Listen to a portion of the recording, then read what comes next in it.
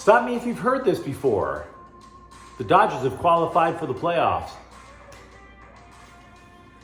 USC football continues to climb the AP rankings. And what would it take for the LA Galaxy to make MLS Cup playoffs? Good morning. I'm James. This is your daily dose of sports and snark for the greatest sports city in the world, Los Angeles. This is Faithful Angelenos.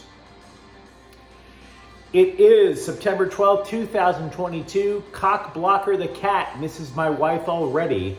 But whatever, that's personal stuff. Y'all don't need to hear it. I want to start off by thanking the new subscribers who joined the channel. I appreciate every last one of you. If you like the content that we put out about LA sports, clickety-clack the like button. Clickety-clack the subscribe button. There's a notifications bell. Hit that. It'll let you know when we have new content. Sharing is caring. Let people know we exist. And yes, comment. I'm not God. I don't know everything. Now, before we go through the news and notes from around LA sports, we'll take a quick look at the scoreboard. Justin Turner hit a grand slam yesterday. And the Dodgers, well, they're in the playoffs now for the 10th consecutive year after beating the hell out of San Diego 11-2. Now, they haven't quite clinched the division title yet. Their magic number is down to 2. What does that mean? Well, the Dodgers play tonight, but the Padres don't. So the earliest that the Dodgers can clinch the division is Tuesday. Meanwhile, Justin Herbert threw 3 touchdowns. Defense looked pretty damn good. Chargers 24, Las Vegas Raiders 19. There is a rapid recap of the Chargers game. All you have to do, look on the Chargers playlist. You'll see that recap with a lot more detail. So today, by the way, the Dodgers are in Arizona at 6:40. Tyler Anderson is 14-3. Ryan Nelson is 1-0. So what do we talk about? Should we go positive with the Dodgers or negative? Because I can see either way. And Lord knows the press loves to hype up the negative. Screw it. Let's flip the script. You remember how we were talking for a good chunk of the year about how Max Muncy was stinking up the joint? And we weren't exactly taking joy out of it, right? Max Muncy, he blasts out his elbow toward the end of last season. The Dodgers were clearly a different team without him. And he comes up after the injury this year, and he's hitting in the mid 100s. Couldn't even get to 200s for quite a while. Well, Max Muncy's hitting 360 this month with 3 home runs, and the month isn't even halfway over. So yeah, he had a trash first half, and I think he'd probably admit that. But if you consider how LA's fortunes seem to ride or die with this guy, it's not a bad thing to have in your quiver going into the playoffs. But what about the pitching? Dustin May was coming back from Tommy John surgery. All the reviews coming from the minor league coaches are like, holy smokes, this guy's throwing lightning bolts like Zeus.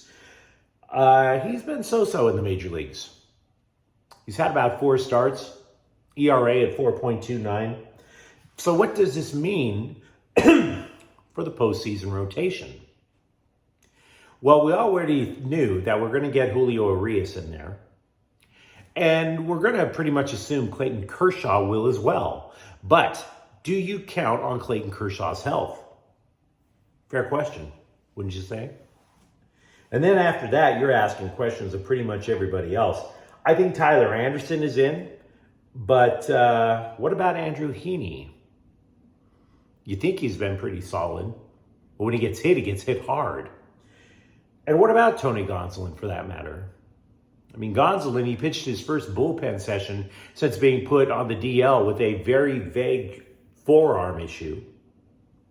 And Dave Roberts only described it as, quote, checking a box.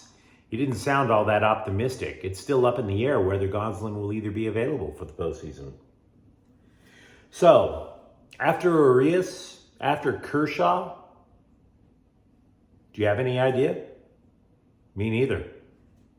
No idea whatsoever.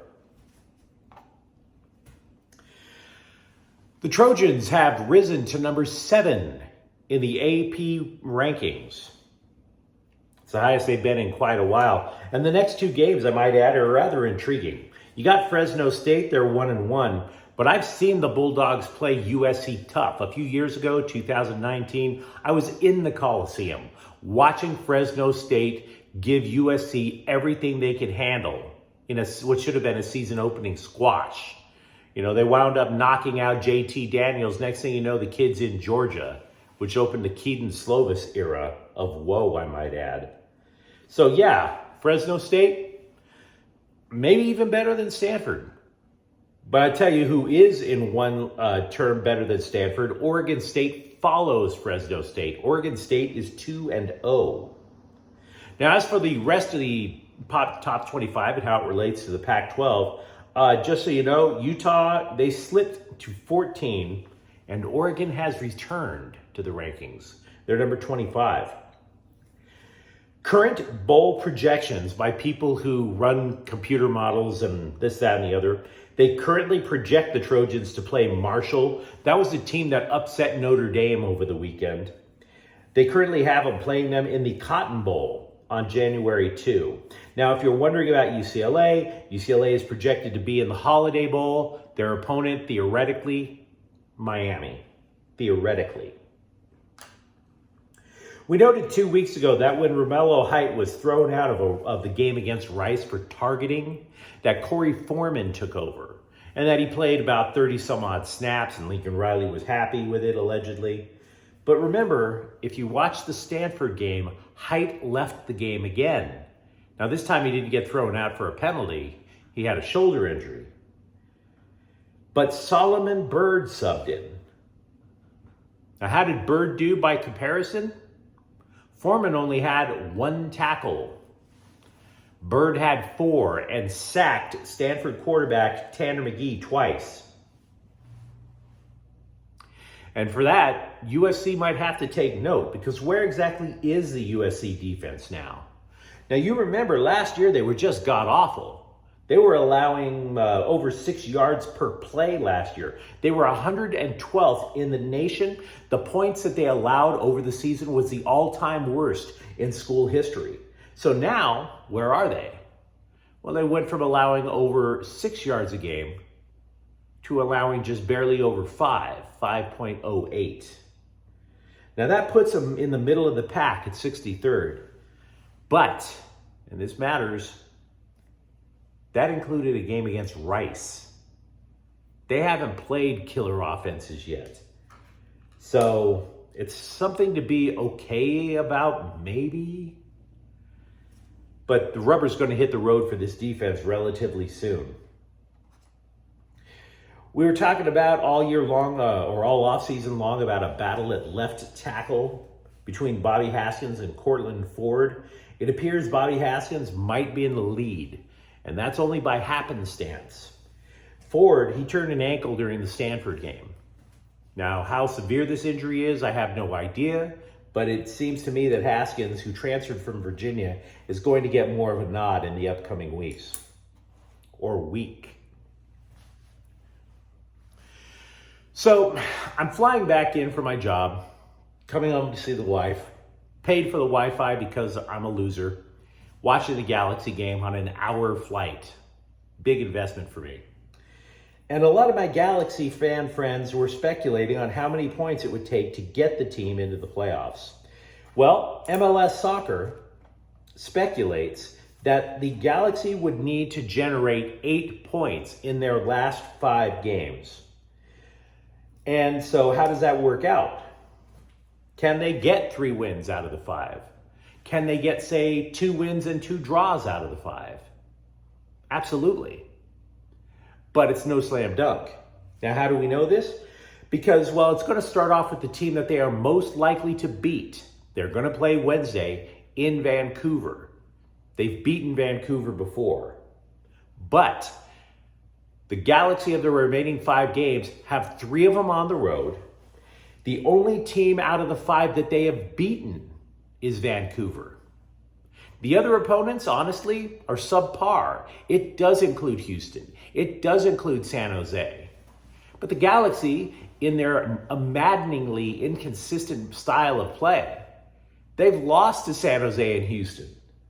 They lost to RSL and Colorado. So is it doable? absolutely. Absolutely. Colorado has fallen too. But how much do you trust this team?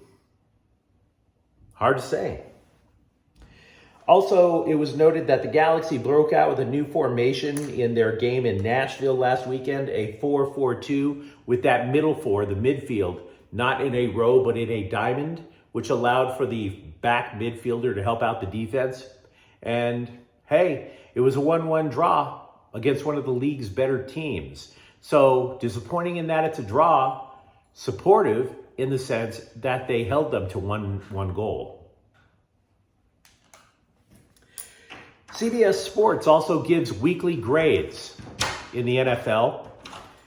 They gave the Chargers an A-, saying that Justin Herbert looked like an MVP candidate. The offensive line did not allow a sack. But LA, what can I tell you? They've got a couple of things to worry about. For example, Keenan Allen, he left in the second quarter. He messed up his left hamstring. Now, the player himself said that he doesn't think it's that big a deal. He thinks he could possibly go Thursday against Kansas City. We're going to have to hear from a medical professional about that. Hamstrings usually take weeks if it's only a mild strain. If it's a tear, he's going to miss months. So I'm not necessarily sure about that. The coaches are still pushing this quote-unquote trending positive line about cornerback J.C. Jackson's ankle. They're saying there's a chance he'll play Thursday against the Chiefs.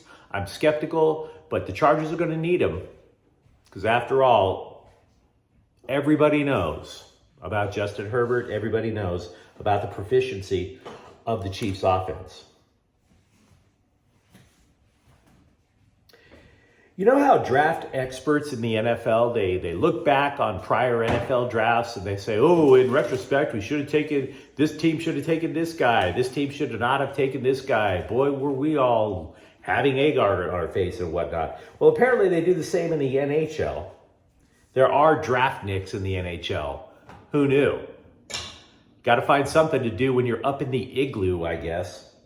But what they have done is they have looked back on some of the Kings drafts and they have soured on both Alex Turcotte and Gabriel Velarde.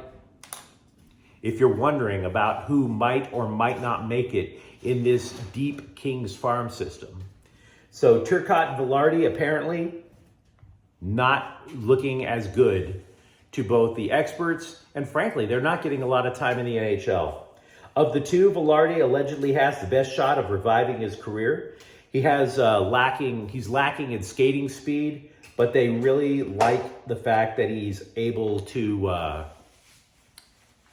his vision on the ice, his savvy, for lack of a better term. Finally, congratulations to Dell Harris, who is slated to join the Basketball Hall of Fame. Now, he coached 6 different NBA teams and 1 in the ABA, including the Lakers. Jerry West had coveted this guy as a Lakers coach for years. Harris was known for his X's and O's. The problem was he wasn't exactly, if you looked at the guy, he had just this big, thick mane of gray hair. How is that going to translate to the younger generation? Particularly when that younger generation included Shaq and Kobe. Not exactly a people person, great with the X's and O's. It just never translated when he coached the Lakers. But it all, of course, worked out for the better. The moment Dell Harris was gone, they tried Kurt Rambis for about a week and a half. They knew that was failing. Next thing you know, they cut the check for Phil Jackson. Now, if you enjoyed this broadcast, don't forget to like and subscribe to Faithful Angelenos. We talk LA sports here. Thank you for watching. I'm James. We'll be back tomorrow. Faithful Angelenos is a Kian Corte El Queso production. Take care.